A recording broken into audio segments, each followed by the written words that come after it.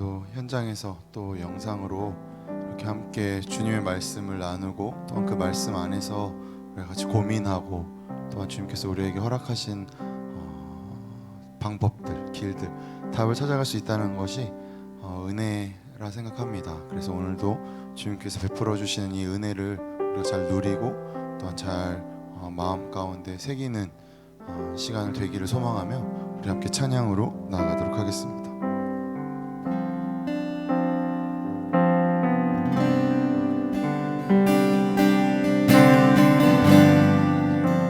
이 시간 모두 새롭게 되네.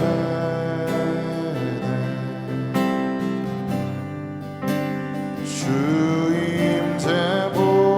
임재보다 큰 축복 없네.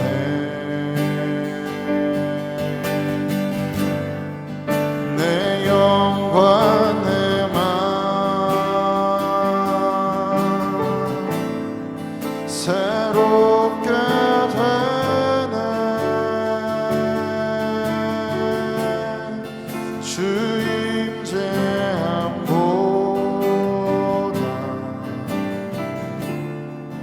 큰 기쁨 없네.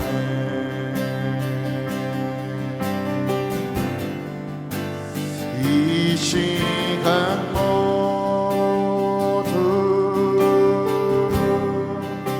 새롭게 되네.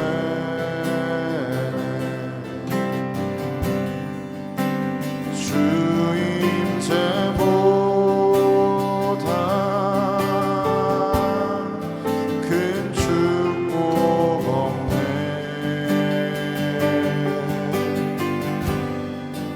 내 영과 내 맘 새롭게 되네. 주 임재함보다 큰 기쁨 없네. 한 번 더 고백합니다. 이 시간 모두 이 시간 모두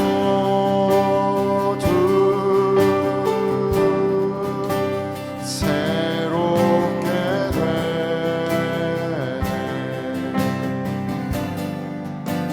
주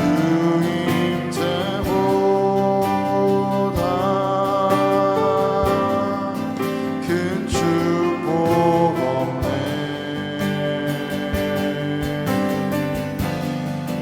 내 영과 내 맘 새롭게 되네. 주 임재함보다 큰 기쁨 없네. 내 영과 내 맘 내 영과 내 맘 새롭게 되네. 주 임재함보다 큰 기쁨 없네.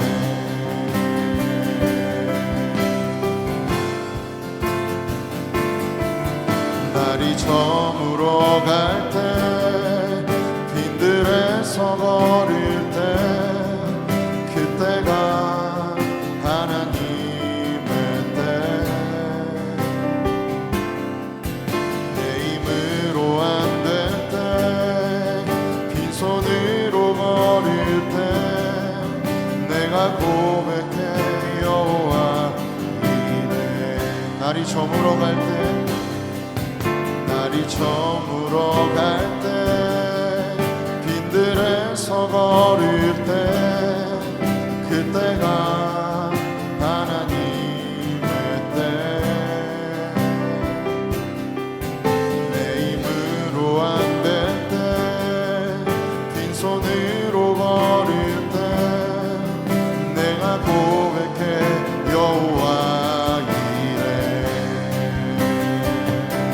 주가 일하시네 주가 일하시네 주께 아끼지 않는 자에게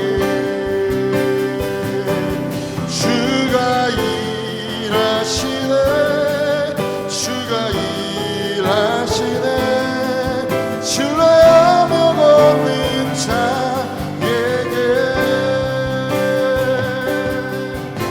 우리 모인 이곳에 주님 함께 계시네 누리네 아버지네 적은 떡과 물고기 내 모든 걸 드릴 때 모두 고백해 여호와 이래 우리 모인 이곳에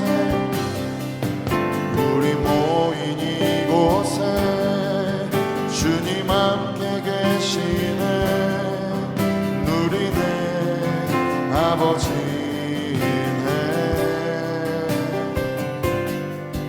적은 떡과 물고기 내 모든 걸 드릴 때 모두 고백해 여호와 이래 주가 일하시네 주가 일하시네 주께 아끼지 않는 자에게 주가 일하시네 주가 일하시네 신뢰하며 걷는 자에게 주가 일하시네 주가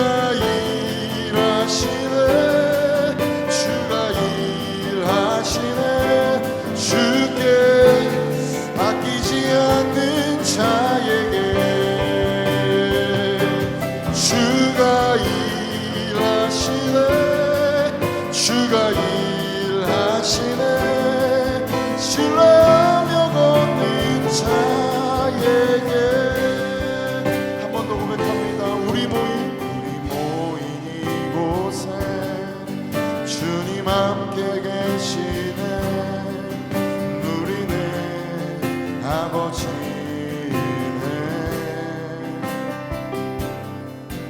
적은 떡과 물고기 내 모든 걸 드릴 때 모두 고백해 여호와이 날이 저물어 갈때 날이 저물어 갈때 빈들에서 걸을 때 그때가 하나님의 때 내 힘으로 안 될 때 내 힘으로 안 될 때 빈손으로 걸을 때 내가 고백해 여호와 우리 주께 고백합니다 주가 일하시네 주가 일하시네 주가 일하시네 주께 아끼지 않는 자에게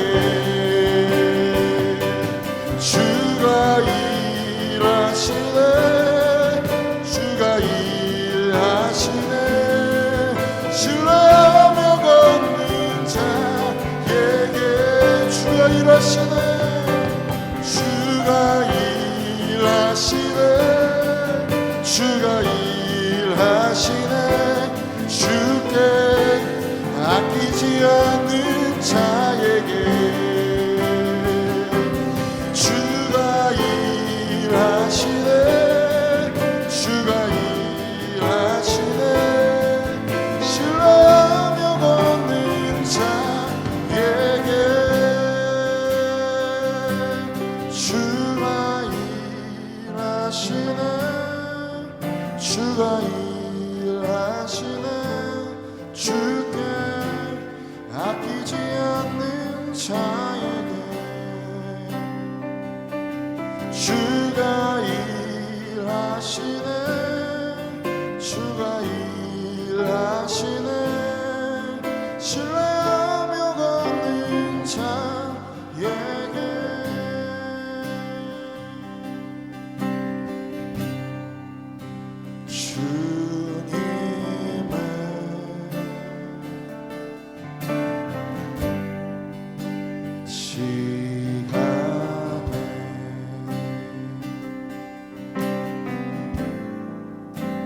그의 뜻 이루어지리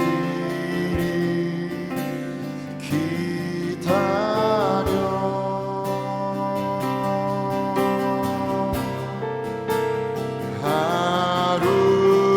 하루하루 살 동안 주님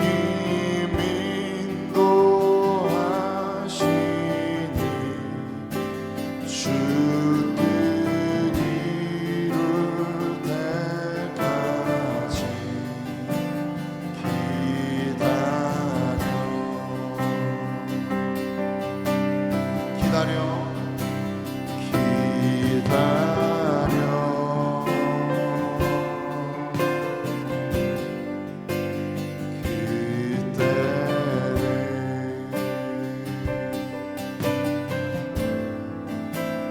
그의 뜻 이루어지리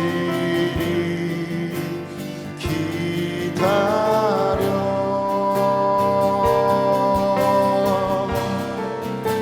주의 뜻 이루어질 때 우리들의 모든 것 아름답게 변하니 기다려 한 번 더 고백합니다. 기다려 그때를 기다려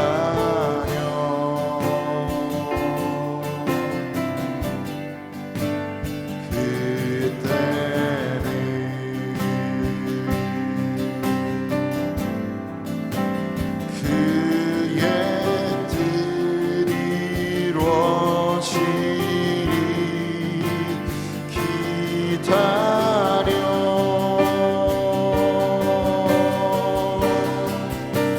주의 뜻 이루어질 때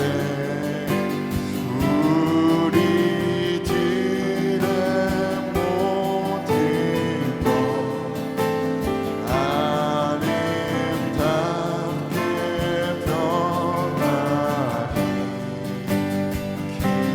기다려 우리가 이 시간 이 가사를 붙들고 주님 앞에 기도하며 나아갑니다. 예 주님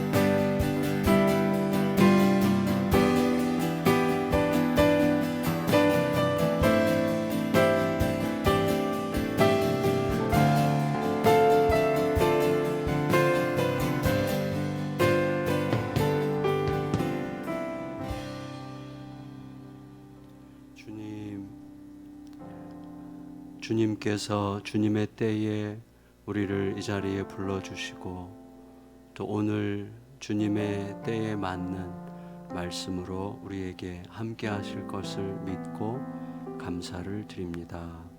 아버지 하나님, 주님의 때에 맞추어 살기를 열망하지만 사실은 우리의 때에 하나님께서 맞춰주시기를 더 열망하며 살고 있는 자신을 느끼게 됩니다. 하나님의 뜻이 이루어질 때 가장 선하고 온전할 것을 믿으면서도 여전히 조급해하고 힘겨워하는 우리들입니다. 주여, 우리의 힘겨워함과 조급해함을 불쌍히 여기시고 긍휼히 여기시고 괜찮다 하시고 조금만 더 기다려봐라 말씀해 주시는 주님의 음성이 늘 감사하고 고맙고 기쁩니다.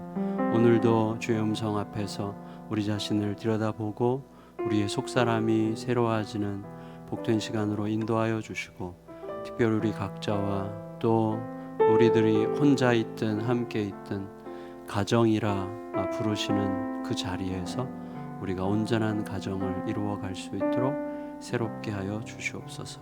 존귀하신 예수님의 이름으로 간절히 기도드리옵나이다. 아멘. 오늘을 우리 두 번째 가정에 대해서 두 번째로요, 짧게 돌아보고 또 우리 같이 좀 대화하면 좋겠는데요. 지난주에 제가 한 20분 정도 할 거라고 생각했는데 생각보다 너무 길어져서 제가 좀 나이가 들면서 말이 좀 많아지는 것 같아요.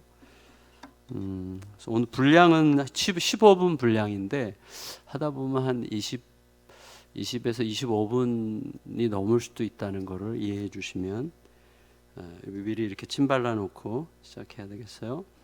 오늘 저는 욥의 가정을 생각하면서, 워낙 유명한 가정이잖아요. 욥의 가정을 생각하면서 그 가정과 고난이라는 주제로 우리가 좀 생각했으면 해요. 욥기의 그 마지막 부분을 읽겠는데요. 욥기 42장 12절부터 17절 했는데 10절부터 읽으면 좋을 것 같아요. 욥기 42장 10절부터 17절, 이게 되나요? 10절부터? 방송실? 10절부터 읽겠습니다. 말씀이 어디 있어요? 안 나왔죠? 욥기 42장 10절부터 끝까지 됐어요? 아직 안 됐어요? 그 성경책 있으세요?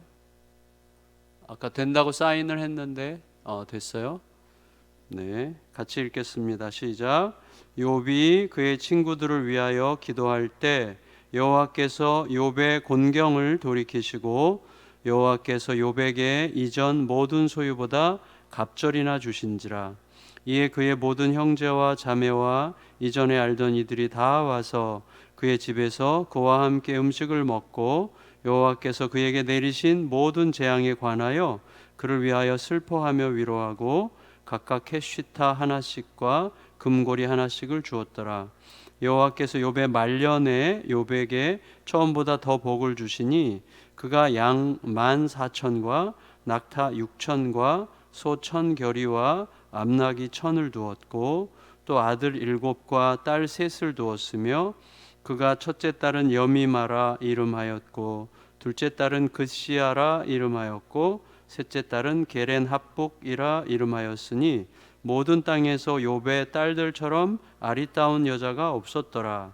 그들의 아버지가 그들에게 그들의 오라비들처럼 기업을 주었더라. 그 후에 욥이 140년을 살며 아들과 손자 4대를 보았고 욥이 늙어 나이가 차서 죽었더라. 가정마다 다 나름대로 다 고난이 이제 있잖아요. 근데 저도 결혼하기 전 25년, 결혼하고 34년째 지금 살고 있는데 결혼하기 전 가정과 결혼한 이후의 가정 모두에서 참 많은 나름대로 고난이 있었던 것 같아요. 다 비슷비슷할 것 같은데 먼저 결혼하기 전에는 우리 가정에서 가정의 구성원들 각자가 자기 자리를 제대로 찾지 못해서 오는, 아버지가 아버지 자리에, 또 엄마가 엄마 자리에, 자녀들이 자녀. 어머니는 대체로 어머니 자리를 잘 지켰는데 어머니 외에는 다 자기 자리를 좀 잘 못 지킨 것 같아요. 저희 집에서 사실은 가장 자기 자리를 잘 지킨 사람은 저예요. 그래서 우리 식구 모두 중에서 6명 중에서 가출하지 않은 사람은 저밖에 없고 모두가 다 가출을 했었는데 하여튼 저는 마음으로 가출했고, 근데 어쨌거나 구성원들이 자기 자리를 제대로 잡지 못하기 때문에 생기는 문제부터 해서 뭐 질병, 사고, 또 경제 문제 여러 가지가 얽히면서 이렇게 생기는 고난들이죠. 특히 저 같은 경우는 이제 목사로서 교회의 사역이 가정에까지 이렇게 이어지는 경우가 참 많았어요. 그래서 이제 교회와 가정이 잘 연합해야 되지만 동시에 적절하게 분리돼야 되는데 이 연합과 분리의 균형이 참 어려웠던 것 같아요. 그래서 교회 일 때문에 늘 집에서 힘들고 싸우고 또 뭐 이런 거죠. 그래서 이제 집에서 일 생기면 또 교회 일이 좀 제대로 안 되고 뭐 이런 균형이 참 쉽지 않았다는 생각이 듭니다. 고난을 잘 다루지 못하면 일단 가정이 상처를 입거나 깨지겠죠. 또 가정을 가까스로 살린다고 해도 가족의 구성원들이 깊은 상처 속에 살 가능성이 많죠. 하지만 고난을 잘 다루면 가정도 살고 또 사람도 살죠. 또 가정이 깨질 수도 있어요. 깨질 수도 있겠지만 가정이 깨지더라도 사람은 살죠. 그래서 그 살아난 사람을 통해서 또 다른 형태의 가정이 시작될 수도 있죠. 그래서 가족 같은 공동체를 이룰 수 있잖아요. 그러니까 저는 지금 마음의 소원이 이제 가정을 굉장히 포커스를 맞추겠지만 내년부터 또 목장이 참 가정으로서, 그래서 혼자 있는 가족들, 홀로 된 분들도 참 많이 계시잖아요. 그런 분들은 목장에서 참 가정을 이루어갈 수 있는 길들을 계속 제시하려고 합니다. 우리가 욥기에 관심을 가지게 되는 이유는 그 어떤 성경책보다도 고난을 아주 깊게 다루고 있기 때문이죠. 고난의 문제를 아주 깊이 다루고 있는데, 근데 우리 관심이 어디에 집중되어 있는지를 한 번쯤은 생각해 봐야 돼요. 뭐냐면 우리가 욥기에 특별히 관심을 가지고 또 특히 욥기를 통해서 고난 문제에 관심을 가질 때 그 이유가 욥기가 고난의 문제를 아주 심도 있게 다루기 때문인지, 아니면 결국 그 욥이 겪었던 고난이 충분한 보상을 받았기 때문인지 이걸 참 분리하기가 쉽지는 않아요. 그래서 욥이 엄청난 고난을 겪었지만 충분한 보상을 받은 어떤 해피엔딩을 가지고 우리가 욥의 고난을 살피려고 하는 건 아닌지 그런 생각도 한번 해볼 수 있을 것 같아요. 그래서 이렇게 생각해 볼 수 있을 것 같아요.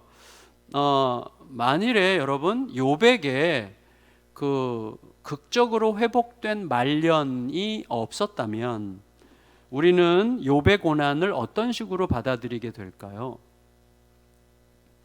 욥이 그냥 고난 속에서 인생이 끝났다면 그때에도 우리는 여전히 욥의 고난을 통해서 긍정적인 배움을 얻을 수 있을까요? 참 알 수 없죠. 그런데 생각해 보면 보세요. 예수님, 또 바울, 예수님의 그 제자들, 초대교회의 그 수많은 신실한 그리스도인들을 인간적으로 말하자면 그들 대부분은 고난 속에서 인생이 끝났어요. 그렇잖아요. 그렇죠? 그럼 어떻게 생각해야 되죠? 그러니까 저는 지금 제가 말씀드리려고 하는 이런 대목이 추상적으로 그냥 뭐 신앙적으로 그렇게 말할 수 있지라고 들리지 않기를 정말 너무너무 갈망하면서 말씀을 드립니다. 이제부터 말씀드리려고 하는 게 이게 진짜여야 되는 거죠. 우리 각자에게 완전히 진짜, 세포로 느껴지는 진짜. 자, 우리 현실에서는요, 고난이 지나가느냐 마느냐 이 여부가 극도로 중요하죠. 고난 속에서는 정말 죽을 것 같죠.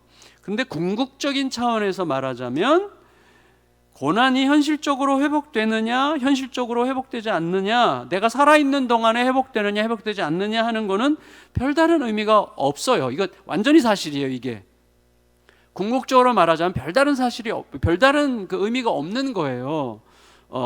우리가 살아있는 동안에 고난이 해결되느냐 해결되지 않느냐 하는 것은 사실은 2차적인 문제라는 것이 우리의 그냥 설교의 시간에 그렇게 할 수 있는 거지가 아니라 우리의 몸에서 그렇게 느낄 수 있어야 된다는 생각을 자꾸 더 하게 돼요. 왜냐하면 여러분, 우리가 예수님 안에서 어떤 사람들이죠? 이미 죽음을 넘어선 자들이잖아요. 그렇죠? 예. 그리고 죽어도 사는 자들이잖아요. 여러분, 그게 진짜라면, 우리들의 그런 고백이 진짜라면 우리는 이미 욥의 회복과는 비교할 수 없이, 욥이 엄청나게 2배로 재산도 늘었고 막 자식도 다 회복되고 엄청나게 행복하게 회복됐지만 사실은 그런 욥의 회복과 비교할 수 없이 훨씬 더 아름답고 훨씬 더 풍족한 영원한 미래를 보장받은 자로서, 미래가 완전히 확실한 자로서 오늘을 사는 거잖아요, 우리가. 그렇죠? 네, 그렇죠. 그러니까 이게 이제 굉장히 중요한 전제죠. 오늘 우리가 이 본문을 다루려고 할 때. 자, 이걸 이제 깔고 한번 들어가 보죠. 욥 가정의 비극은 우리가 너무나 잘 알고 있어요. 욥 가정의 비극. 평생 고통당하다가 비극적으로 죽은 분도 계시지만 그런 분들보다는 낫다고 할 수 있을지 모르겠지만 사실은 욥에게 임한 비극은 상상하기 어렵잖아요. 그러니까 욥은 평생 하나님을 경외하는 마음으로 바르고 신실하게 살았을 뿐인데 사탄이 이제 도발하고 딴지를 걸잖아요. 하나님한테. 그거 뭐 괜히 그러겠냐. 현실이 안정적으로 보장돼 있으니까 그렇지. 현실에서 그 안정성이라는 걸 빼봐라. 그러면 욥 그냥 자기 중심적인 어떤 그 욕망 이런 거 다 나올 거다. 지금 다 이렇게 하나님이 보호해주고 지켜주고 현실적으로 안정되고 문제도 없고 평화롭고 뭐 다 모든 일이 잘 되고 하는 것마다 잘 되고 사람들에게 존경받고 주변 사람들이 다 욥하면 막 욥 그러고 뭐 어딜 가나 존경받고 자녀들 잘 되고 재산 많고 부자고 아무런 어려움이 없으니까 지금 신앙 좋은 것처럼 보이지. 그 현실적 안정성을 빼봐라. 그 하나님 등질 거다. 그 이기적인 생각 그대로 다 나올 거다. 뭐 이런 식으로 이제 도발을 했어요. 근데 하나님은 욥을 신뢰하신 게 아니라 욥에 대한 하나님의 사랑을 신뢰하시고 허락하셨어요. 그래서 욥이 이제 하루아침에 저주받은 가정이 되죠. 그래서 여러분 다 아시듯이 욥의 자녀들 관계가 참 좋았는데 그날도 가족들이 이제 7 아들과 3 딸이 한 자리에 모여가지고 막 이제 식탁 교제를 나누고 맛있게 음식을 먹는데 갑자기 그날이 재앙의 날이 됐죠. 이웃 아라비아의 그 유목민 강도들이 막 그리고 하늘에서 떨어진 불이 갈대아 강도들이 광풍이 막 순차적으로 막 닥치면서 모든 자녀들 종들 가축들이 순식간에 도륙당하고 도난당하고 싹 초토화된 거예요. 그런데다가 욥에게는 어떤 일이 생겼어요? 욥에게 그 피부병이 온몸에 번졌고 그것 때문에 아내가 남편과 하나님을 저주하고 떠나잖아요. 딱 혼자 남았어요.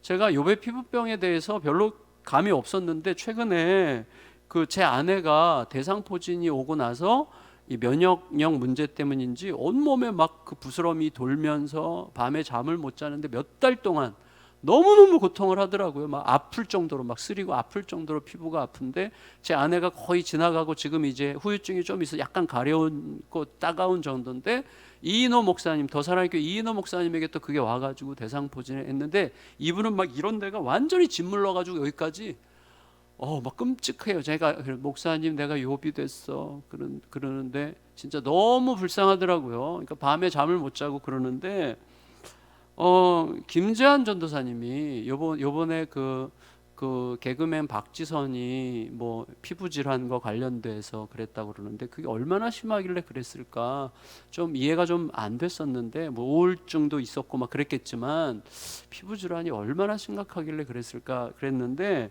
김재한 전도사님 우리 3, 4학년 담당하는 초등부 김재한 전도사님이 페이스북에 이렇게 글을 올렸어요. 그래서 제가 본인한테 허락을 받고 오늘 소개하기로 했는데 그 요약을 좀 했는데 이런 글을 올렸어요. 수많은 박지선들에게 이렇게 썼어요. 그 지옥 같은 괴로움에 대해서라면 나도 할 말이 약간은 있다.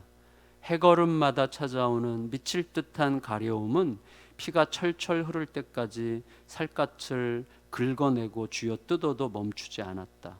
낮이면 피부에 진물과 피고름이 켜켜이 쌓여 딱딱하게 굳는다. 살갗에 딱지가 앉으면 조금 희망을 갖지만 밤이면 어김없이 내 손으로 딱지를 쥐어뜯고 피가 줄줄 흐를 때까지 긁고 또 긁는다. 운 좋게 긁지 않고 잠든 날에는 자면서 긁는다. 이건 세 발의 피였다. 20살 대학 들어가던 해에 아토피가 다 얼굴로 올라왔다. 지옥이 시작됐다. 쉴 새 없이 진물과 피가 흐르고 얼굴 형태가 일그러졌다. 세수할 때마다 칼로 애는 듯한 고통에 몸소리 쳤다. 거울을 보면 눈물이 났다. 사람들을 쳐다볼 수 없었다. 햇빛 좋은 날 밖을 걸을 때 넋놓고 사람들 피부만 보고 다녔다. 모두 비단결 같았다. 그들에게 진물 흐르지 않는 피부는 햇빛만큼이나 당연한 거였다. 사람들이 당연하게 누리는 저 정상성이 저주스러웠다. 왜 하필 나에게는? 대체 왜? 망가진 얼굴이 정신을 박살내는 건 순식간이다. 스테로이드, 항히스타민제와의 밀당은 사람을 미쳐버리게 한다. 대인기피증, 신경과민이 찾아왔다. 내가 찾은 유일한 위안은 아토피 갤러리. 나보다 심한 사람도 있다는 걸 처음 알았다. 일상생활이 가능한 사람은 아무도 없었다. 멀쩡히 다니던 회사, 학교를 그만두고 치료라는 이름의 지옥으로 들어간 사람들. 나는 그들이 어떤 밤을 보내는지 잘 안다. 그들의 낮이 어떤지도 안다. 그런 사람이 가족 중 한 명만 있어도 어떤 화목한 가정이라도 쉽사리 무너질 수 있다는 걸 안다. 그 지옥 같은 마음들에 하나님께서 위로를 주시길. 제가 이거 한 2배쯤 되는 글인데 좀 요약을 했는데 이걸 읽으면서 온몸에 느껴졌어요. 그 고통이. 저도 요새 약을 좀 먹으면서 이렇게 막 진이 빠지면서 왜 이렇게 사는 게 힘들까 뭐 이런 식의 마음이 저절로 막 이렇게 오던데 이거 이 피부가 절절절. 그래서 우리 전에 제가 말씀드렸죠. 우리 친구 후배 목사님의 아내가 미국에서 그랬대요. 그래서 이 목사가 한 10년 가까이 그렇게 고통을 당하니까 나중에는 미칠 것 같더래요. 그래서 하나님을 욕했대요. 나중에 하나님 막 쌍욕을 했대요. 하나님한테 너무 막 미칠 것 같아가지고. 근데 어쨌거나 김재환 전도사님의 지옥 같았던 피부병이 최근 몇 년 사이에 기적같이 지나갔어요. 네, 그리고 욥의 고난도 그렇게 지나갔어요. 오늘 우리가 읽은 것처럼. 그리고 욥의 경우에는 전보다 재산이 2배로 늘었어요. 그리고 코빼기도 보이지 않던 형제 자매가 지인들이 다시 찾아와서 같이 먹고 위로를 했어요. 그리고 잃었던 자녀들 그대로 7아들과 3딸을 얻었고, 3딸이 또 워낙 똑똑하고 막 너무 특출났든지 7아들들의 이름은 안 나오는데 3딸 이름만 나와요. 3딸 이름도 전부 다 막 비둘기, 꽃향기, 뭐 그다음에 화장품 상자 뭐 이런 식으로 막 아름다운 이름이고, 뭐라 그랬어요? 아까 우리가 읽은 거에 지상에서 이렇게 아름다운 딸들이 없었다 이렇게 얘기할 만큼 엄청난 딸들이 나온 거예요.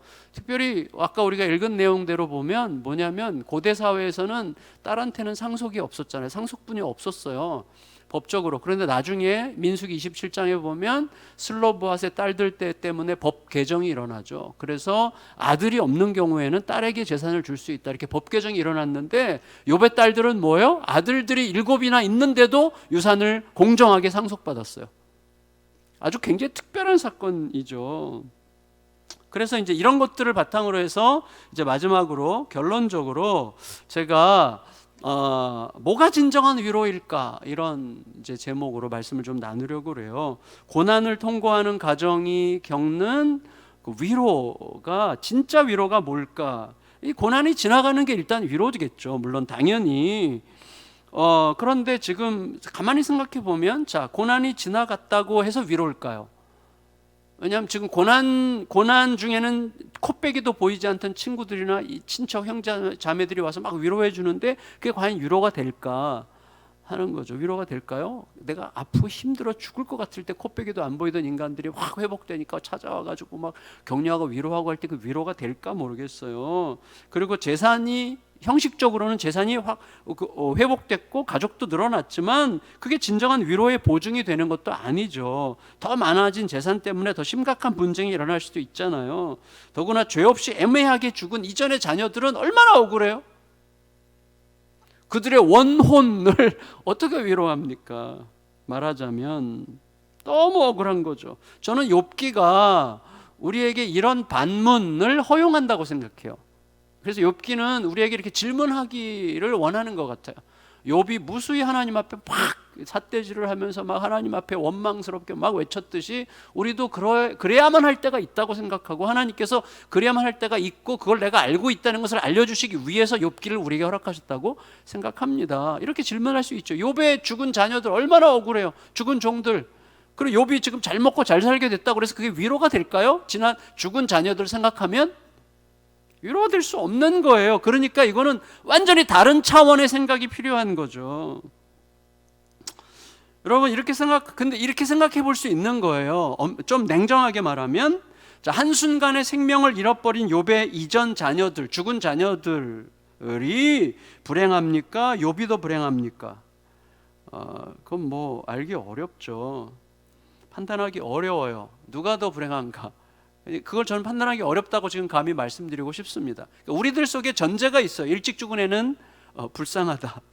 근데 여러분 꼭 기억하셔야 돼요. 지난주 주일날 제가 설교 말씀드렸지만 20대 중반에 일본 도쿄 전철역에서 살신성인으로 일본 술 취한 사람 살리려다가 대신 죽은 이수연 고대생 학생 2001년도인데 그 친구는 죽었어요. 지금 없어요, 세상에. 근데 그 친구의 친구들, 동료들은 지금 40대 중반으로 어디서든지 뭐 대기업이나 여러 곳에서, 연구소나 뭐 여러 곳에서 나름대로 중견 어떤 사람으로 40대 중반 나름대로 좀 일가를 이루고 잘 살 거예요. 떵떵거리면서. 대부분은 다 잘 살겠죠. 명문대학생들 출신이니까 잘 살겠죠. 근데 여러분 100년 딱 지나보세요. 100년 순식간이죠. 여러분 저도 지나온 58년 지나가면요 순식간이에요. 100년 지났을 때 누가 더 복된 인생이에요? 완전히 원점이 바뀌는 거예요. 100년 눈 깜빡하는 거예요. 100년 눈 깜빡하고 지나가면 누가 더 복된 인생입니까? 우리가 쉽게 말할 수 없는 거예요. 그러니까 이렇게 생각할 필요가 있어요. 여러분 100조 가진 사람에게 100만 원은 큰 돈이 아닐 수 있지만 200만 원 가진 사람에게 100만 원은 너무 큰 돈이죠. 그러니까 100년밖에 못 사는 우리들에게 욥 자녀들의 수십 년 짧은 인생은 너무 짧아서 억울하게 느껴지지만 영원하신 하나님 차원에서는 1000년이 하루죠. 근데 우리가 그걸 늘 느껴요. 지난 50년도 눈 깜빡하는 시간이란 말이죠. 그거 우리가 다 알아요.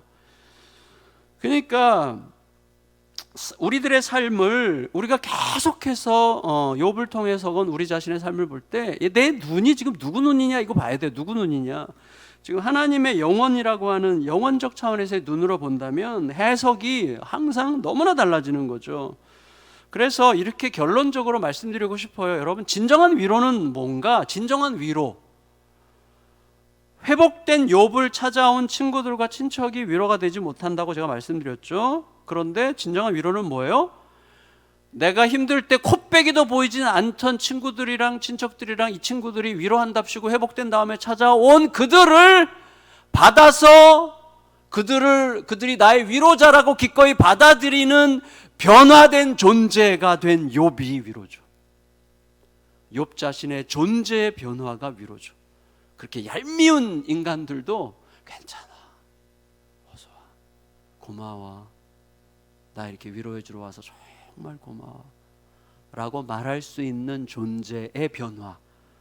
그러니까 얼마나 큰 위로입니까? 진짜 위대한 위로죠. 이게 여전히 전통과 인습에 매여가지고 성별로 자녀들을 구별하는 수준을 뛰어넘어서 사람을 사람으로 보는 그 하나님의 마음을 가진 자가 된 게 위대한 위로 아니겠어요? 예, 극한의 고통에 소금 뿌렸던 친구들을 위해서 기도하고 중보하잖아요. 그런 존재로 변화된 게 위대한 위로죠. 다시 말해서 이거예요. 욥이 어떻게든 애를 쓰고 막 어떻게든 의지를 발휘해서 옳은 길로 돌아왔기 때문에 회복이 시작된 게 아니에요. 하나님께서 욥에게 자신의 영광과 통치의 아름다우심을 드러내셨어요. 그러니까 욥이 막 갈등하고 힘들 때 하나님께서 욥아 하면서 욥을 만나 주시죠. 욥에게 누구를 소개하세요? 창조주 하나님의 영광을 보여주시죠. 자신의 영광과 하나님이 친히 통치하시고 하나님께서 주권적으로 통치하신다는 이 어마어마한 사실과 아름다움을 드러내시고 그 영광으로 욥을 압도하시고 욥으로 하여금 깨닫게 하시고 그 존재를 변화시킨 것 자체가 가장 큰 위로였던 거죠. 이 전형적인 복음의 코드예요. 그러니까 여러분, 욥은 고통에서 고난에서 놓였기 때문에 비로소 변화된 존재가 된 게 아니에요. 오히려 여전한 고통 중에 하나님의 영광을 깨닫는 순간 존재가 변했고 존재의 변화와 함께 고난도 지나갔어요. 그러니까 하나님 영광 앞에 제대로 서면 새로운 존재의 속성이 내 안에서 나타나게 되어 있어요. 다시 태어나는 것, 새로운 존재의 속성. 그러니까 하나님의 영광 앞에 제대로 서면 새로운 이 하나님의 성품의 속성이 내 안에서 이렇게 다시 태어나요. 창조되기 시작하면서 그리고 그 속성의 확장으로 가정이 회복되는 거예요. 하나님 보세요. 제가 최근에 엄청 위로를 받았어요. 뭐 말할 수는 없는데, 구체적으로 말할 수는 없는데, 제가 아는 어떤 부부가 남편이 심각한 잘못을 했는데 아내가 이 존재가 완전히 변했어요. 아내가, 제가 진짜 존경하게 됐는데, 저 용서할 수 없는 죄를 졌는데 아내가 고요히 기도해요. 그리고 고요히 받아줘요. 그러니 남편이 완전히 그 사랑에 압도돼서 새 사람으로 변해. 그러니까 이 과정을 지금 제가 보고 있는데, 아, 참 위대하다. 그리고 참 멋지다. 존경스럽다. 너무 따뜻해요. 이 부부를 볼 때. 여러분, 그런 거죠. 그러니까 이 내 안에서 새롭게 하나님의 거룩한 영광, 하나님의 크심 앞에 제대로 서면 내 안에 신의 성품이 이렇게 창조돼서 이렇게 속성이 올라와요. 그러면서 이 속성이 점점 선명해지고 확장되면서 가정이 변화되는 거예요. 그리고 가정이 회복되는 거예요, 거기서. 따라서 건강한 가정은 결국 뭐예요? 변화된 존재의 아름다운 확장이라고 말할 수 있어요. 가정은 변화된 존재의 확장이어야 돼요. 가정이 형식적으로 아무리 사람 많고 재산 많고 해도 지옥인 경우가 얼마나 많습니까? 변화된 존재의 확장이 가정이라는 거예요.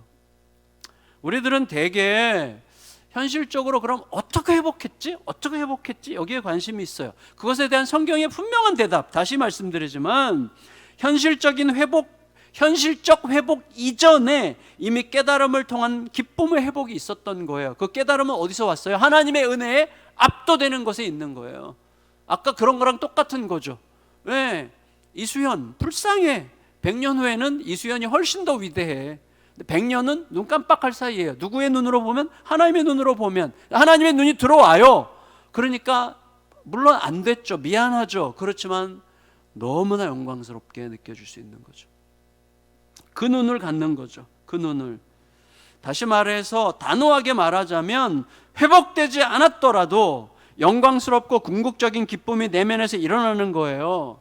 창조주 하나님, 통치자 하나님, 모든 것의 모든 것이신 하나님에 대한 진정한 각성이 주는 회복이죠. 따라서 욥과 욥의 회복된 가정에서 항상 더 필요한 건 뭐겠어요? 우리들의 가정에서 항상 더 필요한 건 뭐예요? 그 거대한 하나님의 영광과 기쁨을 지속적으로 누리는 힘이 우리에게 너무나 필요해요. 그게 뭐예요? 예배죠. 그래서 예배가 그렇게 중요한 거예요. 예배를 통해서 우리가 뭐 어떤 방법을 배우는 게 아니라 하나님의 영광을 느끼는 거죠. 하나님의 크심을. 하나님이 하신다. 주가 일하시네. 주가 일하시네. 그게 가슴으로 쏙 들어오는 거예요. 그때 어떻게 해요? 내 속에서 새로운 각성이 일어나는 거죠. 그래, 맞아. 왜 이렇게 내가 오늘 그랬을까? 왜 그렇게 조급했을까? 왜 그렇게 조잘거렸을까? 왜 그렇게 비판적이었고 비난했을까? 왜 그렇게 쥐잡듯이 잡으려고 그랬을까? 주가 일하시는데 뭐 이러면서 이제 예배죠. 항상 하나님의 크심이 선포되는 시간이죠. 그래서 뭐 이렇게 하면 잘 됩니다, 저렇게 하면 잘 됩니다, 이런 시간이 아니에요. 예배는 하나님의 얼굴을 보는 시간이죠.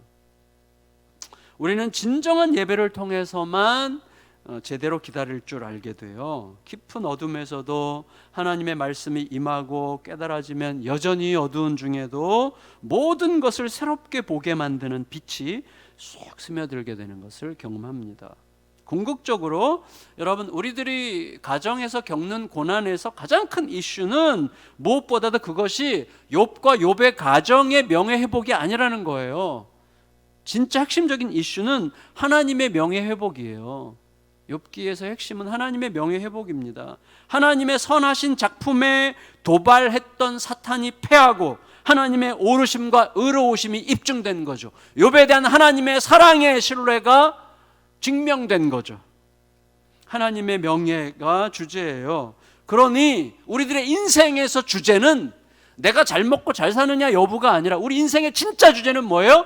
우리를 목숨을 걸고 택하신 하나님의 명예가 주제예요. 그러니 하나님께서 어떻게 전면에 나서지 않으시겠습니까? 하나님이 하시는 거예요.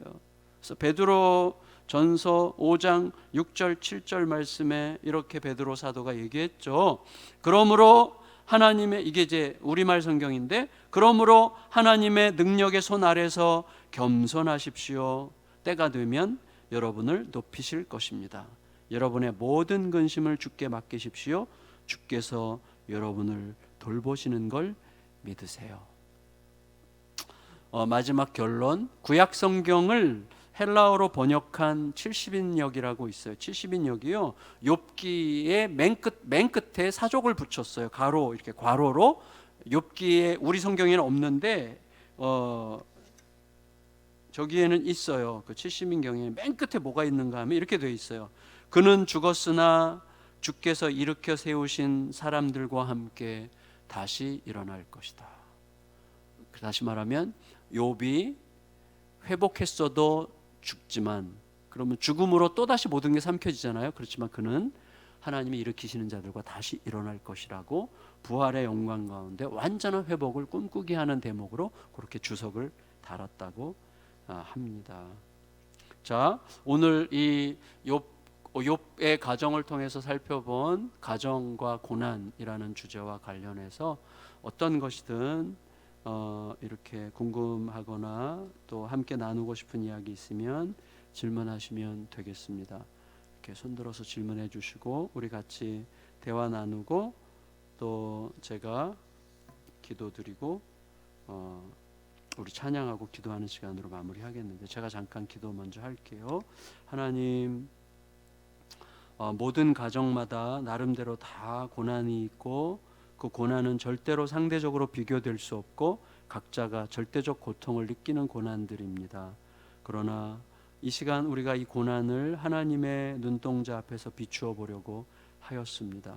욥의 가정의 고난을 생각하면서 고난이 지나가는 것도 너무 중요한 주제이지만, 그러나 고난 속에서라도 고난을 이길 수 있는 은혜가 임한다는 것을 생각하면서 진정한 위로가 무엇인지를 질문하게 되었습니다. 진정한 위로는 내 존재의 변화, 또다시 어려움이 온다고 해도 다른 방식으로 극복할 수 있는 존재로 변화되는 것이야말로 진정한 위로라는 사실을 생각하면서 오늘 욥기를 생각하였습니다. 우리 각자에게 임하는, 또 우리 가정들에게 있는 이 고난의 이야기들을 하나님의 시선으로 들여다볼 수 있도록 하나님께서 하심을 완전히 믿고 하나님께 턱 맡겨드릴 수 있는, 내 존재와 이 땅의 상식들 때문에 조급해하고 불안해하고 힘들어서 스스로 자기를 망가뜨리고 스스로를 메마름으로 몰아내는 그런 연약함에 더 이상 빠지지 않도록 우리를 새롭게 하시는 기회가 되게 하여 주시옵소서. 존귀하신 예수님의 이름으로 간절히 기도드리옵나이다. 아멘. 네. 질문. 네, 여기 마이크 주셔요. 질문. 마이크 있어요. 앉아서 하셔도 돼요.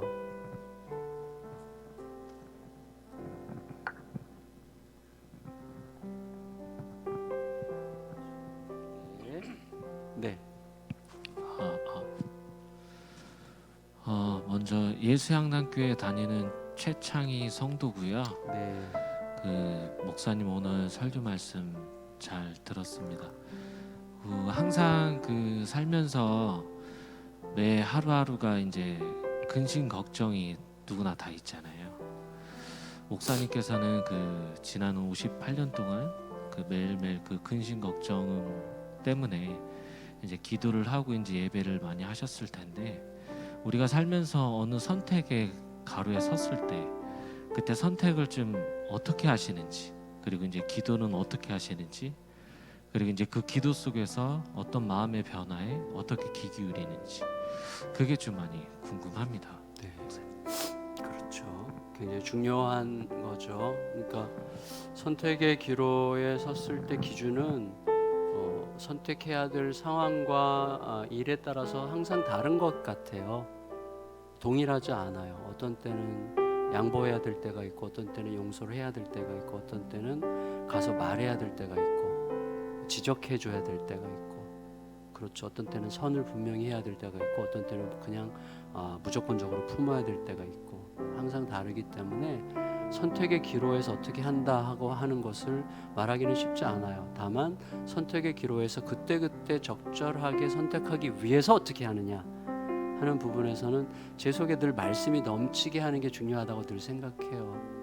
그러니까 말씀이 늘 넘치게 하려면 말씀을 많이 읽어야 되냐 그런 건 아니고 말씀이 나에게 요청하는 게 뭐냐라고 하는 것을 늘 그런 방식으로 생각하려고 이렇게 그게 이제 습관이 되게 한다고 할까요?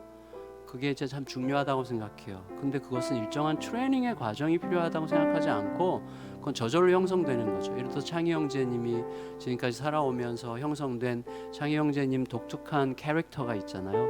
그렇게 그거 캐릭터는 본인이 그렇게 형성하려고 애를 써서 형성된 면이 전혀 없는 건 아니겠지만 어떻게 하다 보니까 형성이 된 거죠. 많은 요소들이. 근데 그 내면 깊숙한 곳에 어떤 추구라는 게 있었을 거예요. 본인도 모르게. 그런 것처럼 우리는 약간 하나님의 백성으로서 의도적인 추구가 상당히 필요한 것 같아요. 근데 저 같은 경우는 의도적인 추구가 요새 하도 제가 큐티를 성도들에게 얘기할 때 성도들은 그렇게 중요하게 듣지 않는 것 같아요. 제가 볼 때는 이 큐티라는 형식 자체를 전 중요하게 생각하진 않아요. 성도에게 생명은 말씀 읽기다. 성경 읽기예요. 핵심은 성경 읽기. 그걸 큐티라고 그냥 표현하는 것뿐이지 꼭 큐티라는 형식을 취하지 않아도 성경 읽기가 중요한데 성경을 많이 읽는 것보다 저는 제대로 읽기가 얼마나 중요한가 하는 걸 생각해요. 그래서 저 같은 경우는 매일 저에게 이제 주어지는 큐티 본문 성경 읽기를 아주 촘촘히 하려고 해요. 그래서 제 전제는 이거예요. 하나님은 나를 아시고 오늘 나의 삶을 아시고 오늘 나의 삶에 내가 어떻게 사는 게 바람직한 것도 알고 계시다. 그리고 하나님의 모든 말씀, 저는 예를 들어서 오늘 무슨 일이 있는데 성경책 이렇게 쫙 펴가지고 어떤 말씀인지 눈에 딱 들어오는 그 말씀이 오늘 나에게 주시는 말씀이다, 이런 미신을 믿진 않아요. 그건 미신이라고 생각해요. 그렇지만 이렇게 전제해요. 창세기부터 요한계시록 끝까지 모든 말씀은 결국 나를 향한 말씀이다. 다시 말하면 주님의 영광과 하나님의 큰 이야기를 향한 말씀이지만 그 모든 이야기는 결국 나에게 유익한 말씀이다. 어떤 형태로건. 그래서 오늘 본문이 어떤 본문이건 그걸 미신적으로 보는 게 아니고 하나님의 모든 말씀은 오늘 나에게 하실 말씀이 있다. 오늘 나에게 뭐 이렇게 해라 저렇게 해라 이게 아니라 오늘 내가 어떤 정신과 자세를 가르치는 그 큰 그림이 있는 거죠. 하나님의 그 큰 흐름. 그거를 이제 읽어내려고 하고 본문에서 정말 하나님이 원하시는 게 뭔지에 비추어서 오늘 내가 선택하고 결정해야 될 것에 대한 하나님의 마음은 뭔지를 살펴요. 그래서 그걸 위해서 이제 매일 저는 이제 그 큐티, 그다음에 큐티 끝나면 한 30분 정도 다이어리를 써요. 다이어리를 쓰는데 이제 그날 하루에 제 일정을 쭉 쓰면서 일정을 놓고 이제 그날 말씀에 비춰서 일정을 놓고 기도해요. 오늘 상담이 있었다면 이 상담에 오늘 말씀이 어떤 방식으로 적용돼서 어떤 식으로 이분들을 대하는 게 좋은지. 뭐 대부분의 경우에는 뭐 까불지 마라, 너무 나대지 마라, 기다려라, 먼저 들어라, 그리고 너 자신을 희생하는 방식으로 그들과 상대해라, 뭐 이런 것들이 주로 많겠죠. 그러면서 이제 제 속에서 그렇게 선택을 요구받을 때 갈등이 있을 때도 있어요. 엄청난 갈등이, 엄청 손해보고 내가 억울해지는 경우가 있는데 그때도 억울함을 느끼는 나의 판단도 중요하지만 이 판단보다 이 말씀이 더 크다는 것을 잊지 않으려고 하는 방식으로 살려고 해요. 그래서 이제 매일매일 그 말씀 묵상 1시간, 그 다음에 그 다이어리에 그날 일정을 촘촘하게 적고 그걸 어떻게 말씀을 적용할 건가 늘 생각하는, 이건 이제 제가 365일 포기하지 않는, 절대로 양보하지 않는, 그래서 그런 것들이 쌓이면서 훨씬 더 쉽게 용이하게 판단할 수 있는, 실수할 때도 많지만 실수해도 그냥 회개하고 일어서면 되니까 이제 그렇게 가고 있어요. 도움이 됐나 모르겠네요. 좀 답이 약간 비껴 있는 것 같기도 하고, 그죠? 답답하면 또 물으세요. 네. 아침에 이렇게 그 하루 일과에 대해서 이제 큐티를 하고 나서 이제 그 일하러 나가면 그 일터에서 항상 그 마음속에 항상 제가 하고 싶은 방향으로만 좀 일을 하려고 하는 것 같더라고요. 근데 기도를 하고 나서 또 계속 그러니까 이걸 참 적용하는 게 어려운데, 맞아. 참 이 적용하는 방법이 따로 없다는 거죠, 목사님.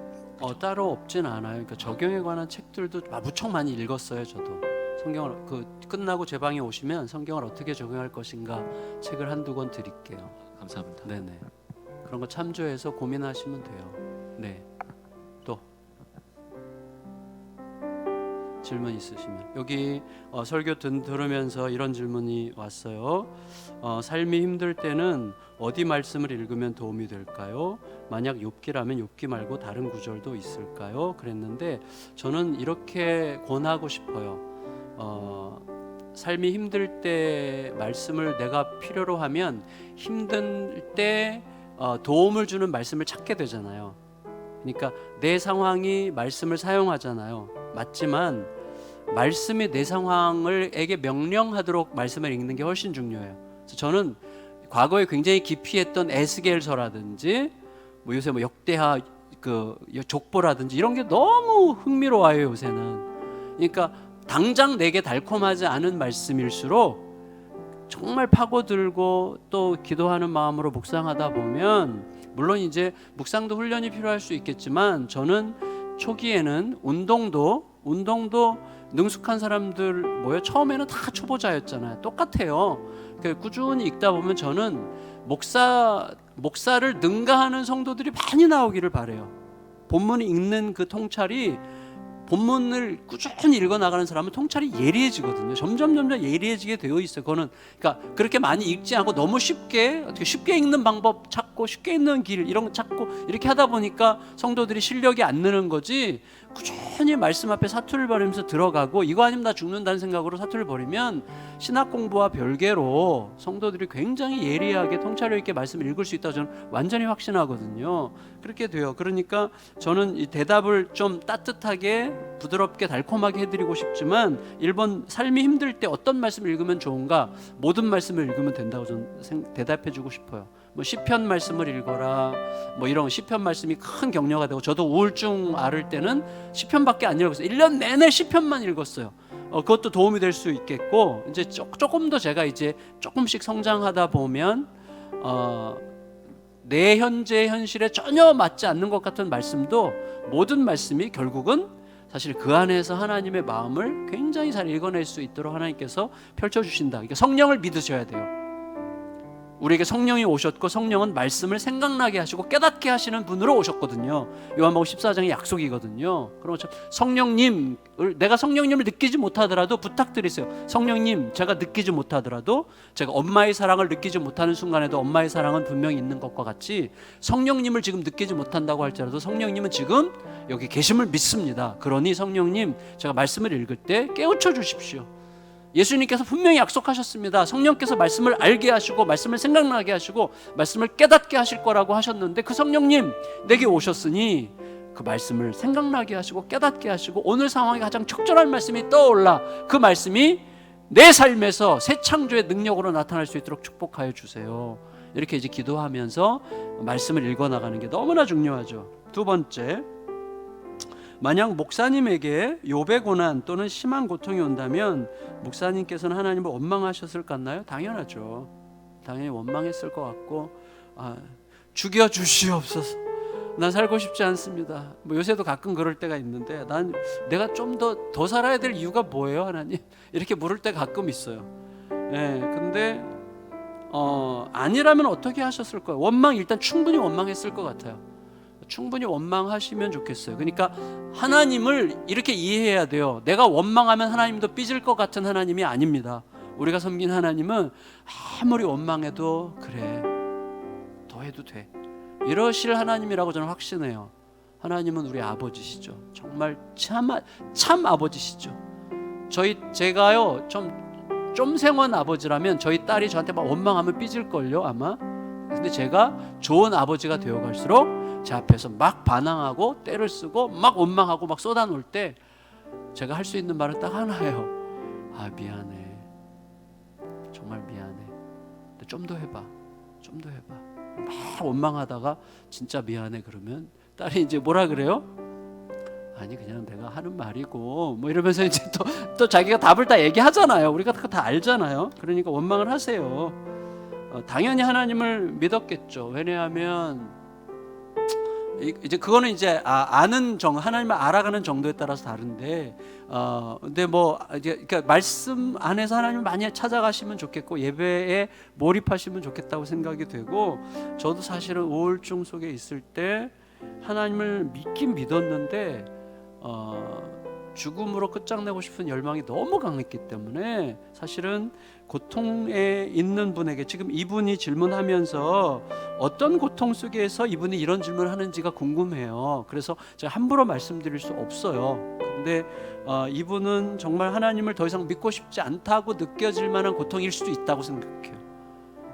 근데 그런 경우에 지금의 고통이 최종적인 판결자가 되지 않도록만 좀 이렇게 자꾸 밀어내시기를 부탁드려요. 그러니까 고통 속에서 원망할 수 있지만 고통이 판단하게 하면 결국은 아니잖아요. 고통은 우리의 최종 판단자가 될 수 없으니까. 그래서 고통이 판단하도록 허용하지 않기를 정말 간절히 바라고, 결국 하나님께서 판단하실 때까지 기다릴 수 있는 힘을 달라고 이렇게 부탁드리고 싶어요. 근데 제가 함부로 말할 수 없는 어떤 권한이 있으실 것 같아서 좀 굉장히 조심스럽습니다.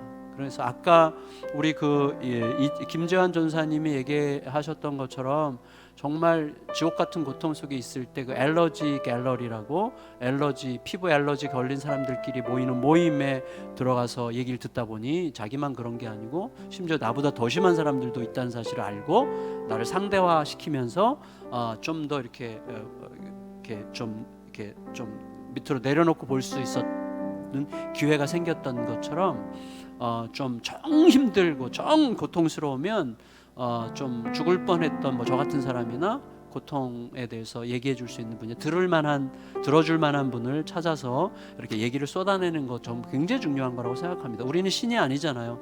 그래서 고통에 대해서 원망도 해야 되고 울면서 막 하소연도 해야 되고 쏟아내야 되고 말해야 됩니다. 어디선가는. 그래서 말을 많이 하죠. 들을 수 있는 사람을 찾아주세요. 그래서 들을 수 없는 사람이 찾지 못하면 제가 무조건 이를 악물고 들어드릴 테니까 저를 찾아오시면 되겠습니다. 그 다음에 또 하나의 질문, 제가 주님께 받은 은혜와 저의 죄인됨을 깨닫지만 배우자에게 그 사랑이 흐르지 않습니다. 주님께 제가 받은 사랑이 연약한 배우자에게 흘러가지 못하고 막혀있는 이유가 궁금합니다. 그렇죠. 참.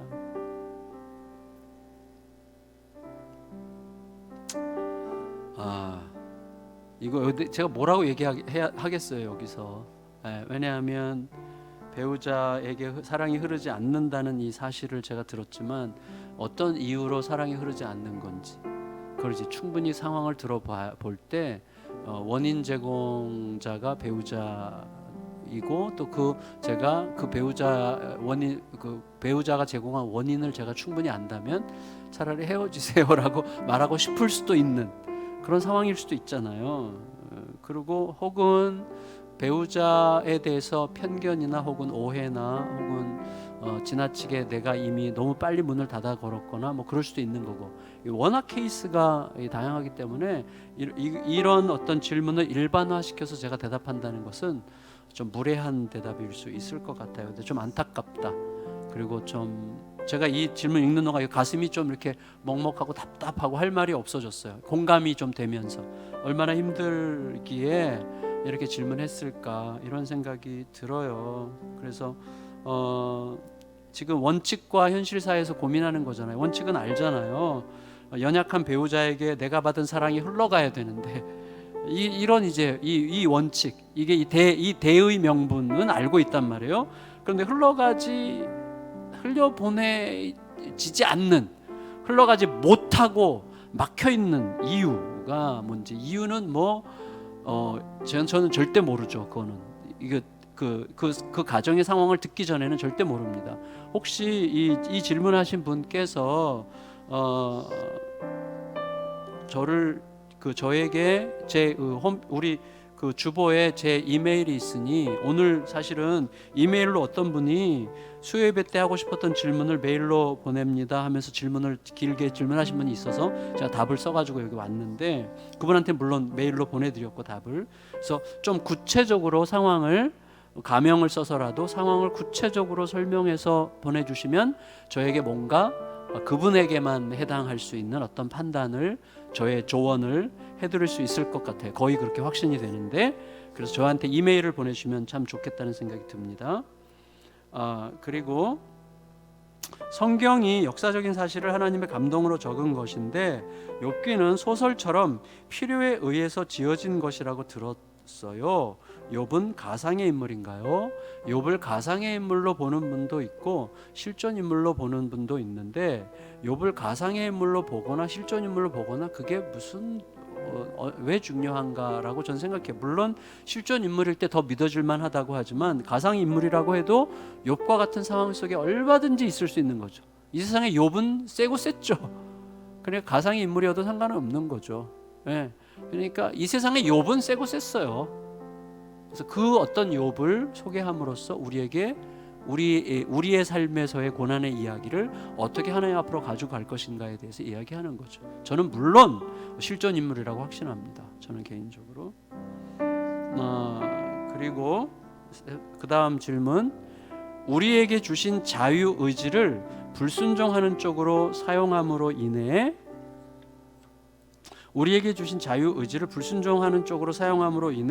하나님의 역사를 방해할 수 있다는 견해는 하나님의 전능하심에 대한 오해일까요? 아니고 하나님의 사랑에 대한 이해라고 할 수가 있을 것 같아요. 그러니까 우리에게 주신 자유의지를 불순하는 쪽으로 사용함으로 하나님의 역사를 방해할 수 있다. 이거는 하나님의 전능하심에 대한 오해냐가 아니라 하나님의 사랑의 허용하심에 대한 이해라고 생각합니다. 그러니까 정말로 사랑하는 자녀는 내가 강제할 수 없어요. 그러니까 스스로, 제가 아까 얘기했던 그 부부, 남편이 아직 우리 교회를 등록을 안 했는데 제가 부인한테 물어봤어요. 남편한테 오늘 등록하라고 얘기할까요? 그랬더니 그 아내가 제 남편에게 맡겨주세요. 제가 그 말에 너무 감동받았어요. 지금 이 자세를 지금 보여주는 거잖아요. 자기의 자세가 어떤지를. 그 사랑을 느꼈어요. 확실히 사랑을. 정말로 사랑하면 내가 강제할 수 없어요. 네. 물론 사느냐 죽느냐의 문제 속에서 강제가 가능하지만 하나님은 우리에게 자유의지를 주신 것은 완전한 사랑을 위해서 주신 거잖아요. 그러니까 우리의 불순종이 하나님의 역사를 방해할 수 있는데 그것은 하나님이 우리에 대한 사랑의 허용이다, 이렇게 말할 수 있을 것 같습니다. 네, 그 다음에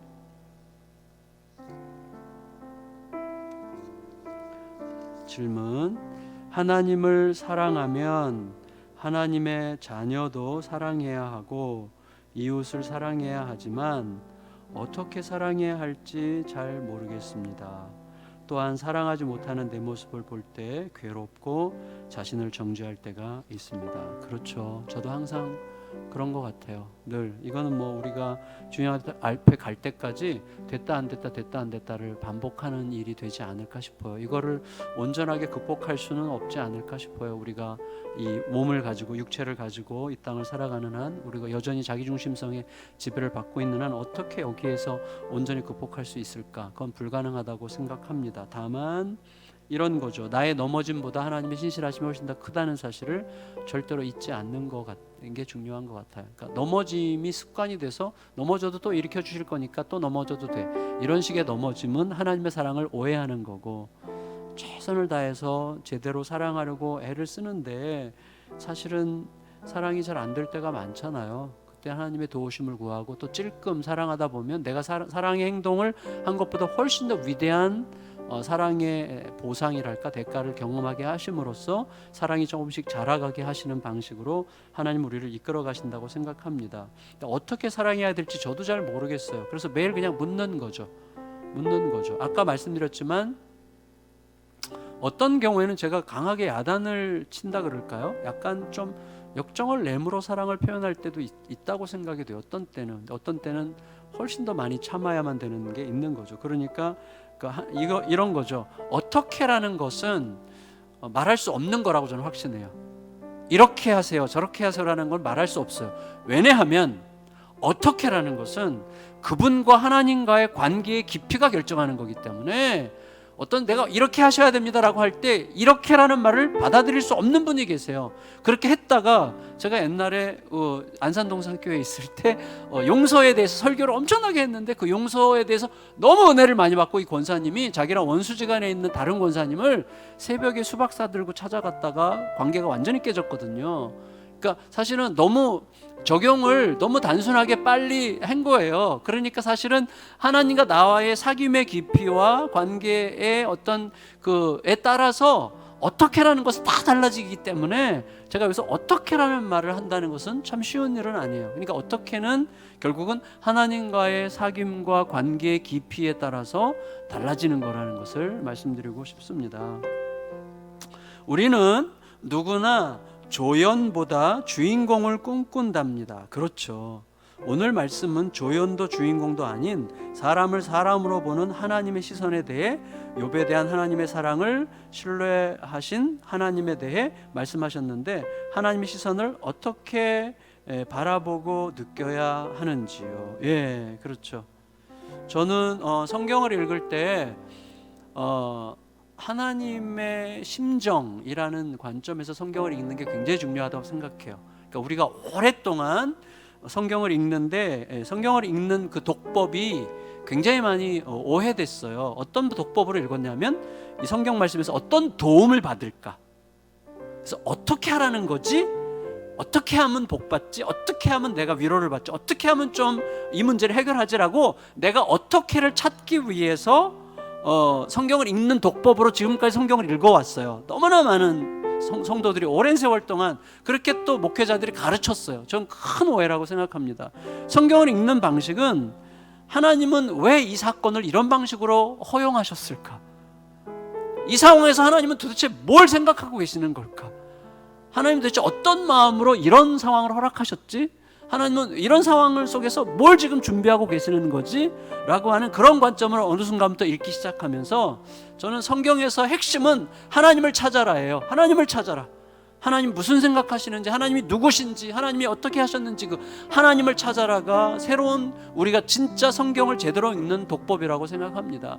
그러면 거기에서 이제 어떻게 하느냐가 저절로 나오는 거죠. 저절로. 하나님이 이런 분이시니, 이런 상황에서는 하나님께서 이런 걸 기대하시는 분이시니, 그러면 나는 오늘 이 상황에서 이렇게 해야 되는 거로구나 라는 게 거기서 나오는 거죠. 너무 다이렉트리 성경에서 직접적으로 이렇게 하면 위로받을 거, 어떻게 하면 위로받지, 어떻게 하면 해결하지, 어떻게 하면 이렇게 해서 어떻게라고 하는 방법을 읽기 위한 독법으로 성경을 읽으면 크게 오해할 수 있다는 사실을 좀 기억해 주시면 되겠고, 이런 식으로 성경을 계속 읽어가다 보면 이렇게 사람을 볼 때 자꾸 이렇게 하나님의 마음으로 보게 되는 거죠. 그래서 미운 사람이 왜 없겠어요. 그렇지만 빨리 지나가거나 아니면 그의 고통이 보이거나 막 얄밉게 구는 인간 뒤에서 그는 얼마나 지금 힘들어서 저럴까, 얼마나 초조해서 저럴까, 아니면 부모로부터 어떤 핍박과 어떤 압박을 받았길래 저분은 저렇게 저런 방식으로 형성이 됐을까,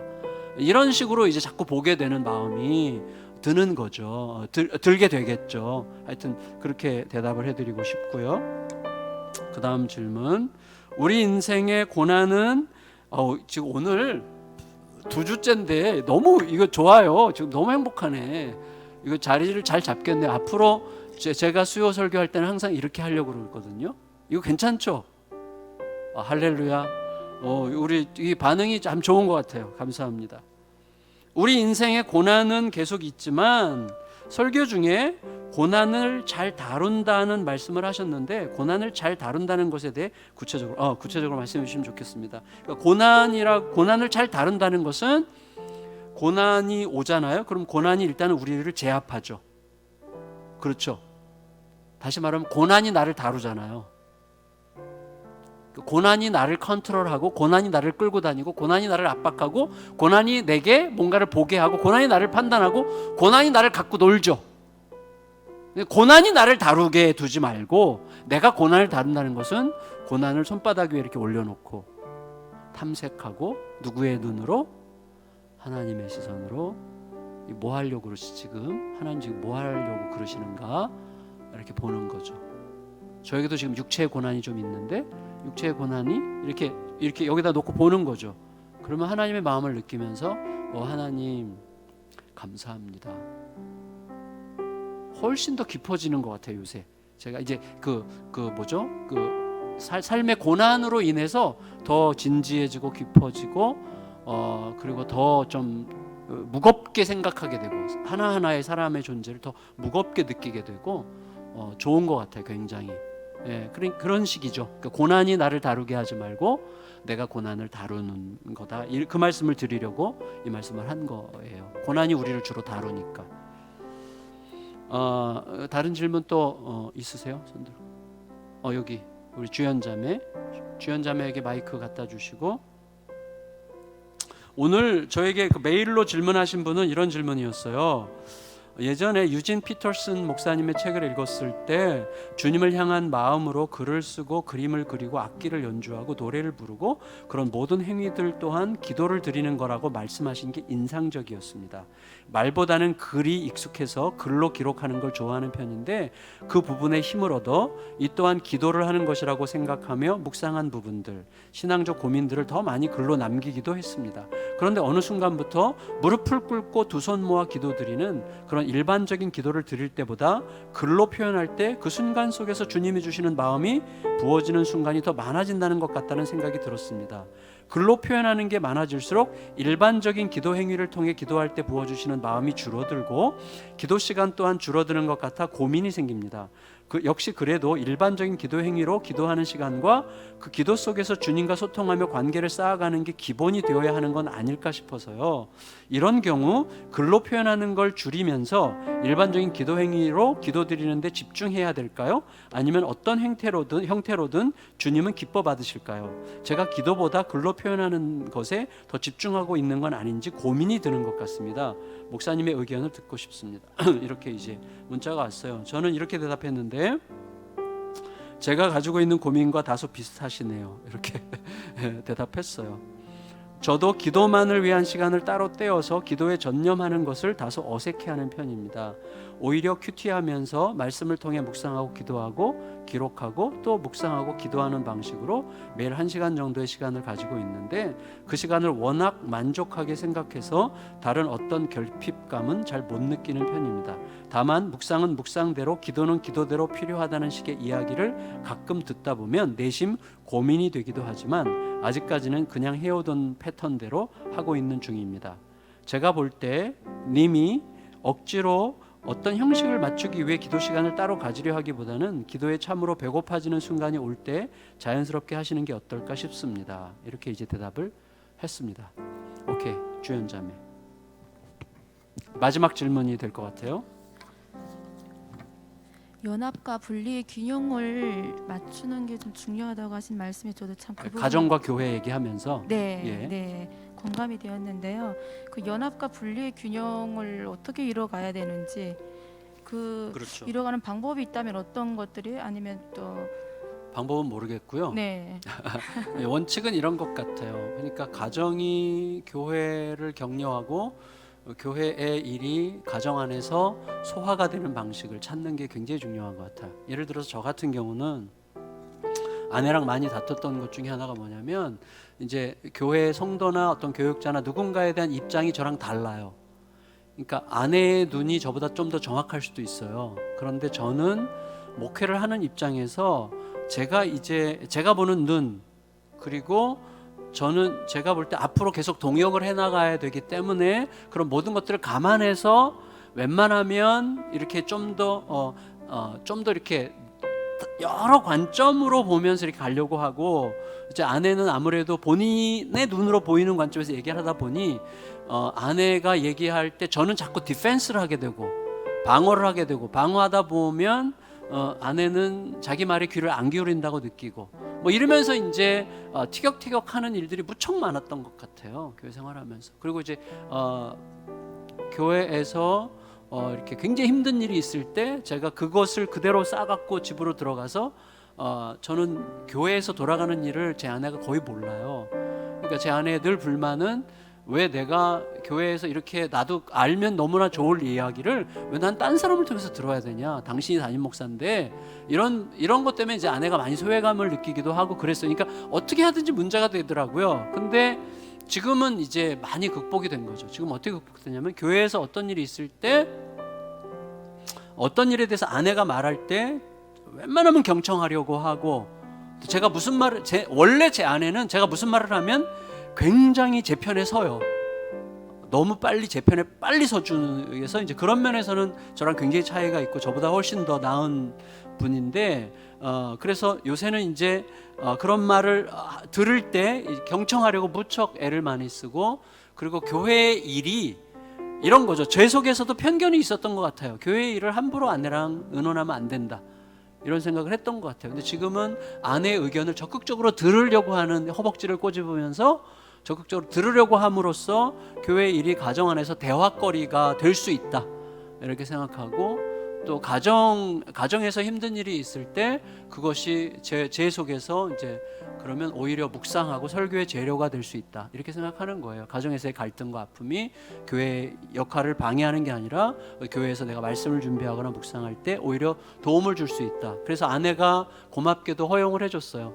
설교 시간에 자기 얘기, 가정 얘기 마음껏 하라고. 가장 안전한 이야기니까. 그렇게 해서 이제 서로 조화를 이루면서 지금은 가정과 교회 사이의 이 갈등, 이렇게 분리가 제대로 안 돼서 갈등 이런 건 지금은 뭐 제가 볼 땐 거의 없는 것 같아요. 그러니까 어떻게든지 이 의견 차이가 있거든요. 의견 차이를 절대화시키지 마세요. 그게 굉장히 중요해요. 그러니까 지범 형제랑 둘이 이제 교회 문제를 갖고 이렇게 뭔가 얘기하다 보면 그 갈등이 생길 수 있잖아요. 갈등이 생길 수 있는데 왜 갈등이 생기냐면 주장하기 때문에. 그러니까 내가 옳다, 내 생각이 맞다고 주장하고 있기 때문인데 남자와 여자는 입장이 다르기 때문에 보는 관점도 다르고 그것을 극복하려고 하는 마음도 다르거든요. 그러니까 당신은 그렇게 생각하는구나 라고 말할 수 있기까지는 많은 어려움이 있는 것 같아요. 왜냐하면 내가 말하는 것을 상대방은 다른 관점으로 얘기해주면 내 말을 안 들어주는 것 같이 느껴지고 섭섭하거든요. 네, 그러니까 섭섭해하지 않고 그냥 들어주기 훈련을 반복하는 게 굉장히 필요하지 않을까 생각이 돼요. 그 가정은 지금 연합하는 가정으로 볼 수 있는 건가요? 네네네. 네, 그러면 분리는 어떤 부분에서 분리하는 가정은 어떻게? 그러니까 이런 거는 그러니까 웬만하면 이런 거를 내가 얘기함으로써 그건 부부지간에는 알잖아요. 이걸 굳이 내가 얘기를 해야 되나 말아야 되나 그런 거를 잘 분별을 해가지고 굳이 얘기해서 갈등이 생길 만한 것들은 얘기를 안 하는 거죠. 예. 그리고 서로 대화하면서 서로 충분히 더 창조적인 대화가 이루어질 만한 것들은 또 대화하고 그렇게 하는 거죠. 이거 사실은 쉬운 문제는 아닌 것 같아요. 그리고 두 분이 제가 볼 때는 이 두 분은 사이가 너무 좋아요. 그래서 제가 제 아내랑 같이 이 두 부분을 안 만나려고 그래요. 제가 너무 손해예요. 같이 만나는 걸. 네, 사이가 너무 좋아가지고. 오케이, 됐죠? 네, 우리 같이 찬양. 주님의 시간에 이 찬양, 이 너무 중요한 찬양 같아요. 주님의 시간에 이 찬양 부르고 우리 같이 잠시 기도드리고 마무리하도록 하겠습니다. 주님의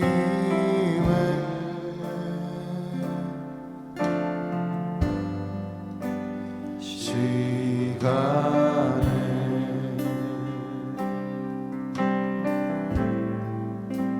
그의 뜻 이루어지리 기다려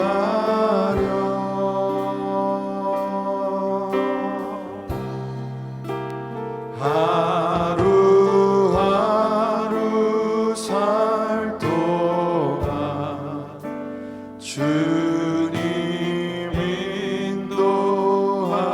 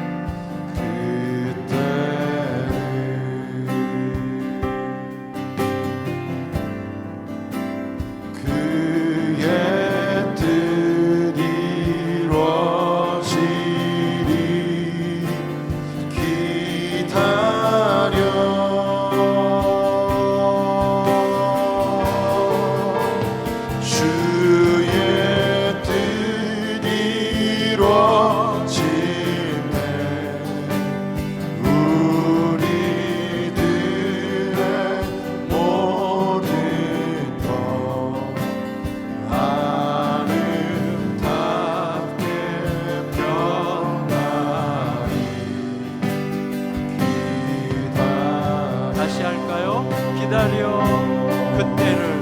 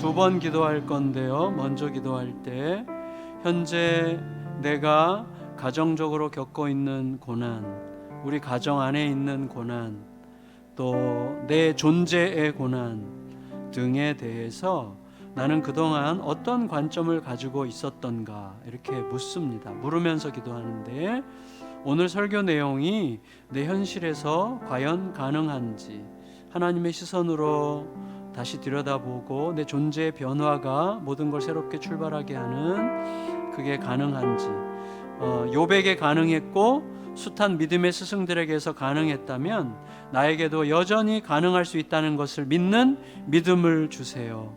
복음에 대한 하나님의 행하심에 대한 하나님이 일하신다는 사실, 하나님이 하신다는 사실에 대한 또 하나님이 하셨다는 사실에 대한 깊은 각성과 함께 내 눈이 점점 더 하나님의 시선으로 바뀌어가는 은총을 베풀어 달라고, 그래서 그것으로 우리 가정이 좀 하나님의 평화로 충만해질 수 있게 해달라고 같이 기도드리겠습니다. 기도합니다. 아버지 하나님, 은혜를 감사드립니다. 하나님의 거룩하신 은혜로 말미암아 우리를 여기까지 오게 하시고 오늘 말씀을 통해 생각하게 하심을 진실로 감사를 드립니다. 아버지 하나님, 내가 가정적으로 겪는 고난들이 있습니다. 우리 성도님들 혼자서도 고난이, 함께 있으면서도 고난이 있고 따뜻해야 될 가정 안에서도 고난이 있을 수 있습니다. 그런데 이 가정의 고난 앞에서 내가 그동안 어떤 관점을 가지고 있었는지, 이 고난이 지나가지 않는 한 나는 절대로 행복할 수 없다고 확신하는 살았는지, 아니면 고난 속에서도 하나님의 영광을 보고 하나님의 거룩하신 은혜와 뜻과 말씀을 깨달음으로 말미암아 내 존재가 변화되어 가고 존재 변화의 확장이 우리들의 가정의 변화를 도모하게 되는 거룩한 은혜를 사모했는지를 기억하면서 하나님, 오늘 요백에 가능했고 또 수많은 믿음의 스승들에게 가능했던 그 길, 하나님 여전히 나에게도 가능할 수 있다는 사실을 믿고 기도하오니 그 믿음 우리 모두에게 주시고, 그 믿음 속에서 우리의 속사람이 변화되고 우리의 시선이 변화되고 세상을 바라보고 또 해석하는 눈이 달라지면서 주의 마음으로 성경을 읽고 나아갈 수 있도록 도와주시기를 간절히 기도드리옵나이다. 사랑하는 성도들과 함께 해주세요. 이기게 해주세요. 넘어가게 해주세요. 그리고 고난 중에도 하나님과 함께 이기며 승리하고 하나님 때문에 이기는 복된 성도들일 수 있도록 축복하여 주시기를 간절히 기도드리옵나이다. 아버지 하나님, 함께하여 주시옵소서. 주의 거룩하신 은혜가 우리 가운데 충만히 거하여 주시옵소서. 존귀하신 예수님의 이름으로 간절히 기도드립니다. 아멘. 그리고 혈육을 포함해서 또 혈육을 뛰어넘어서 내가 가족이라고 생각하는 모든 이들을 여러분 축복하면서 기도해 주세요. 오늘 질문하신 많은 분들이 질문에 대한 답을 하나님으로부터 가장 명쾌하게 얻는 은혜를 우리가 함께 중보하며 기도하겠고요. 또 우리들의 마음속에서 가족으로 느껴지는 모든 분들을 위하여, 또 가족으로 인식되는 모든 분들을 위하여 여러분 축복해 주시고요. 또 그들 모두가 다 고난에서 벗어나는 은혜를 주시고 또 고난을 이기는 은혜를 주시고, 그리고 고난을 통해서 복음적인 각성과 부요함만으로 더 깊이 들어가는 인생들이 되게 하시고 그런 가정들이 되게 해달라고, 하나님 진짜로 하나님을 믿는 가정이 되게 해주십시오. 하나님을 믿는 믿음에 의해서 변화되는 가정들이 되게 해주십시오. 여러분, 이렇게 축복하면서 각 가정들, 또 내가 가족이라 생각하는 모든 이들을 축복하며 기도하겠습니다. 기도합니다. 존귀하신 주님, 은혜를 감사드립니다.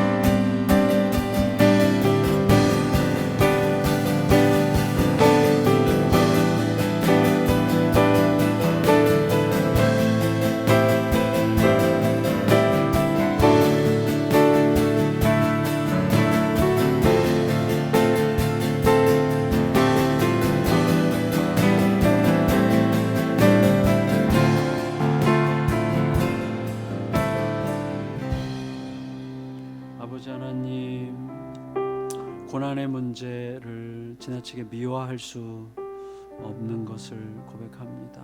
고난은 절대로 미화될 수 없고 또 고난 속에 있는 지체에 대해서 절대로 함부로 생각할 수 없고 고난이 얼마나 우리를 좀 고통스럽게 하는지 또 얼마나 우리를 소멸시키려고 덤벼드는지 주여 우리가 알고 있습니다. 그래서 고난 속에 있는 지체들을 부디 하나님께서 굳건하게 붙들어 주시고 넘어지지 않도록 해주시기를 정말 간절히 기도드립니다. 고난 속에 관계에 끊어지는 것 같은 고통 속에 경제적인 심각한 고통 속에 질병 때문에 또 여러 가지 우리가 설명할 수 없는 어렵고 애매한 문제들로 인해서 참 깊은 고난을 통과하고 있는 가정들을 주여 위하여 주 앞에 부탁드리오니 부디 하나님 소멸되지 않도록 넘어지지 않도록 부서지지 않도록 평생의 상처가 남지 않도록 주여 부디 잘 이겨내고 극복할 수 있도록 고난이 물러가게 하시고 그리고 고난을 잘 넘어갈 수 있도록 인도해 주시기를 간절히 기도드립니다. 우리가 오늘 욥을 또 욥의 가정을 생각하면서 욥이 회복된 것은 고난이 지나갔기 때문이 아니라 고난이 여전한 중에 하나님의 크신 영광을 봤을 때 하나님의 압도하시는 영광을 봤을 때 하나님의 주권을 봤을 때 하나님이 다 하신다는 사실을 봤을 때 하나님의 그 표현되지 않는 내 눈에 또 내 머릿속에 내 가슴에 담겨지지 않는 위대하고 놀랍고 크신 장대하신 하나님의 거룩한 은혜와 영광을 봤을 때 깨달았을 때 압도당했을 때 하나님이 하신다는 그 사실 앞에서 그 존재가 변화를 경험하기 시작했고 눈이 새로워지기 시작했고 이전에는 귀로만 들었지만 이제는 눈으로 본다고 고백하는 그 고백의 존재가 되었을 때 하나님 욥의 삶 속에 새로운 참 놀라운 그 자체가 회복이었고 또 그 회복이 새로운 회복들을 초대하는 은혜를 누리게 되었습니다. 우리 사랑하는 모든 성도님들의 삶 속에서도 여전히 고난이 있다고 할지라도 하나님 때문에 하나님의 영광을 보기 때문에 깨닫고 다시금 일어설 수 있는 축복을 허락하여 주시기를 간절히 기도드립니다. 하나님 너무 오랫동안 지치지 않도록 주여 우리를 날마다 새롭게 하시고 또 새로워진 눈으로 우리의 고난을 너끈히 이기며 나아갈 수 있도록 축복하여 주시고 고난이 우리를 갖고 놀지 못하게 하시고 오히려 우리가 고난을 다룰 수 있는 은혜를 허락하여 주시옵소서. 성령이여 함께하여 주시옵소서. 존귀하신 예수 그리스도의 이름으로 간절히 기도드리옵나이다. 아멘. 기도하실 분들은 계속 남아서 기도하시다가 돌아가시면 되겠습니다.